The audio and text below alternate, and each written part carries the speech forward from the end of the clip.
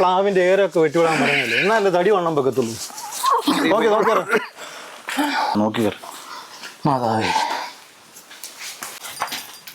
ഞാൻ ഇവിടെ ഒന്ന് ക്ലീൻ ചെയ്തിടാൻ പറഞ്ഞേ. ഒരു 1.5 ലക്ഷം രൂപ ആയി കാണത്തില്ലടാ ആശുപത്രിയിലെ ബില്ല്. അത്രയൊക്കെ ആയി. എൻ്റെ മക്കൾക്ക് പനിയെ കൊണ്ട് വലിയ ബുദ്ധിമുട്ടായി കാണുമല്ലേടാ? ഓ അതൊന്നുമില്ലപ്പാ. അപ്പം ഞങ്ങൾക്കൊരു ബുദ്ധിമുട്ടാണോ? നിങ്ങൾക്ക് ഞാനൊരു ബുദ്ധിമുട്ടില്ലെന്ന് അറിയാം.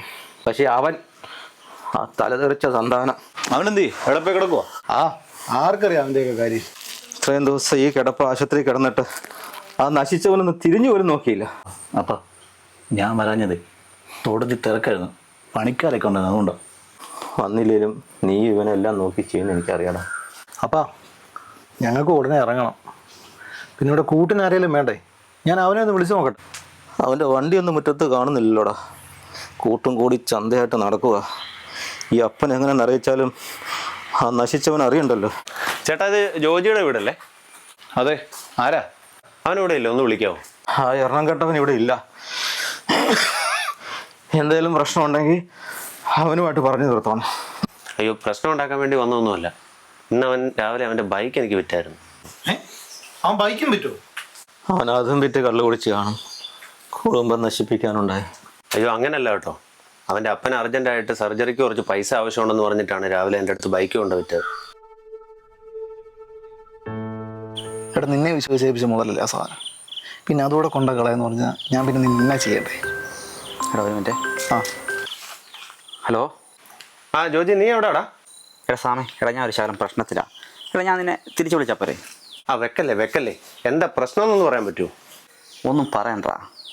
എടാ അപ്പൻ്റെ ആശുപത്രി ബില്ല് അടയ്ക്കാൻ വേണ്ടിയാണ് ഞാൻ നിൻ്റെ വണ്ടി കൊണ്ട് വിറ്റത്.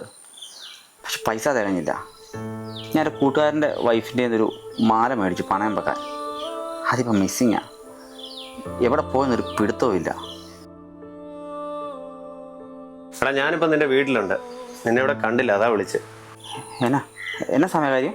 നിൻ്റെ നിന്ന് ബൈക്ക് വാങ്ങിച്ചിട്ട് ഞാൻ വീട്ടിൽ ചെന്നിട്ടൊന്ന് വാഷ് ചെയ്യാൻ വേണ്ടി കൊടുക്കാൻ പോയപ്പോഴത്തേന് നിൻ്റെ ആ ബൈക്കിൻ്റെ ബാഗിൽ നിന്ന് ഒരു സ്വർണ്ണമാല കിട്ടി. അത് തിരിച്ചു തരാൻ വേണ്ടി ഞാനിപ്പോൾ ഇവിടെ വന്നു. മാല ബാഗിലുണ്ടായിരുന്നോ? എടാ മാല കിട്ടി, ഞാൻ പോയി മേടിച്ചോണ്ടിരാം. എടാ നിൽക്കടാ, എന്നാലും സാധനം കിട്ടിയില്ലേ? നീ ഒരു കാര്യം ചെയ്യ്, അതുകൊണ്ട് പണയം വെച്ചിട്ട് ബാക്കി അപ്പൻ്റെ മരുന്ന് മേടിക്കുക, എന്നിട്ട് വീട്ടിൽ ചെല്ല്. സാമേ, എടാ ഞാൻ ആ കവലയിൽ നിൽക്കാം. നീ വരുന്ന വഴിക്ക് എനിക്ക് അതൊന്ന് തരാമോ? ഓക്കെടാ, ഇതാ ഞാൻ വരുവാ. എന്നാ പോട്ടെ. ശരിയാണ്. ആരാടാ എൻ്റെ ആശുപത്രി ബില്ലടച്ചേ? കാശില്ലഞ്ഞിട്ടേ അവൻ പൈസ വല്ലതും ചോദിച്ചായിരുന്നു നിങ്ങളോട് ബില്ലടയ്ക്കാൻ വേണ്ടി? ചോദിച്ചു. എന്നിട്ട് നീ കൊടുത്തോടാ? കുറച്ച് ടൈറ്റായിരുന്നു. ഇവനോടും ചോദിച്ചു, ഇവനും കൊടുത്തില്ല. നീയൊക്കെ ഈ പൂത്ത കാശും കൈ വെച്ചിട്ട് അവനെ നരയിക്കാൻ വിട്ടല്ലടാ ദ്രോഹികളെ. അവനെ പ്രാകാരല്ലാതെ ഞാൻ അവനോട് മിണ്ടിയിട്ടില്ല.